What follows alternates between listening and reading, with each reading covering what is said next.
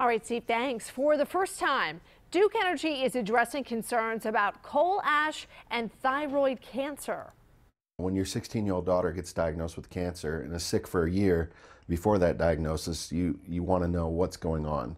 There is an abnormally high number of thyroid cancer cases in 2 Iredell County zip codes that are right across the lake from the Marshall Steam Station. At this point, there's no direct link between these cancer cases and coal ash, but families say they want answers. And Channel 9's Tina Terry has covered coal ash concerns for years now. Today, she learned that Duke Energy is handing over data to experts that are researching thyroid cancer in Iredell County. Tina. Well, yeah, those researchers have sent out letters like this. They want to know if coal ash stored here at the Marshall Steam Station, at other locations, or any other environmental issue is causing that high number of thyroid cancer cases. Duke Energy told me it has offered help to researchers.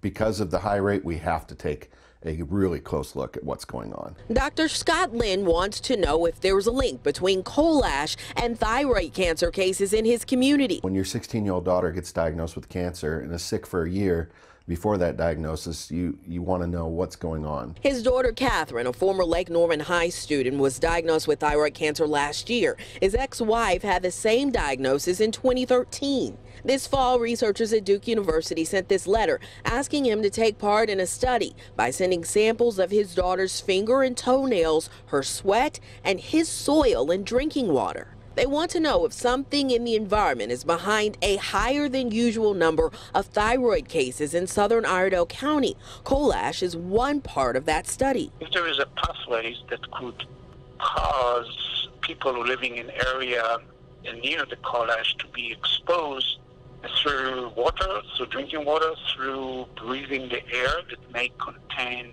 particles from coal ash. We can appreciate that people have concerns and that they're looking for answers. Bill Norton, spokesperson for Duke Energy, says it's important to remember this point. There is no known link between our operations and thyroid cancer. He says the company is assisting with this new research. We're providing them ash samples. We're very happy to contribute to the greater body of research. Lynn hopes it leads to answers. Somebody needs to be held accountable so that the families can be made whole again.